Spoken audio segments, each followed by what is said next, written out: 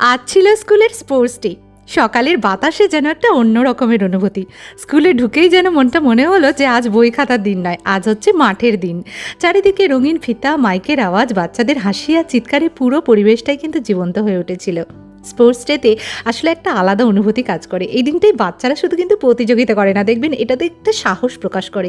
যে বাচ্চাটা হয়তো ক্লাসে চুপচাপ থাকে, সেও কিন্তু মাঠে নেমে তার সেরাটা দেওয়ার চেষ্টা করে, বন্ধুকে উৎসাহ দেয়, নিজেও সাহস পায়। মাঠের মধ্যে একটা অদ্ভুত ঐক্য কাজ করে। সবাই একসাথে দৌড়ায়, একসাথে হারে, আবার একসাথেই জেতে।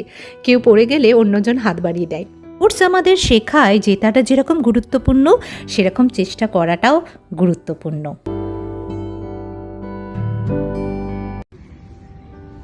We the athletes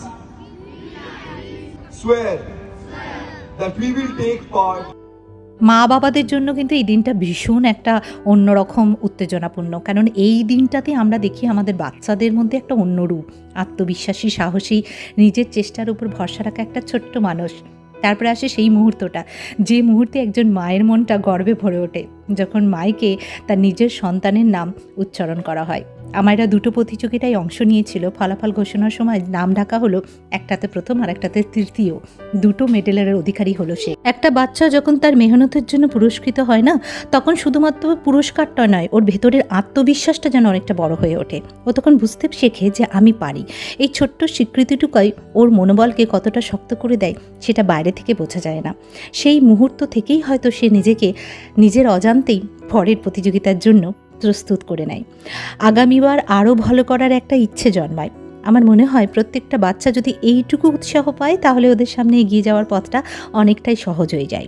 কারণ সাহসটা তখন বাইরে থেকে ধার নিতে হয় না, ভিতর থেকেই আসে। মা হিসাবে আজকের দিনটা আমার কাছে সত্যিই খুব গর্বের। এরকম দিন তো রোজ রোজ আসে না, তাই এই দিনটাকে গভীরভাবে মনের মধ্যে গেঁথে রাখতে চাই। তবে একটা জায়গায় একটু মনের ভেতরটা খালি ছিল। ওর বাবা থাকলে খুব ভালো হতো। অফিসের কাজের জন্য ওর বাবা আজকে থাকতে পারেনি। আমরা খুবই মিস করছিলাম ওকে, আর ওর বাবাও হয়তো দূর থেকে আমাদেরকে অতটাই মিস করছিল।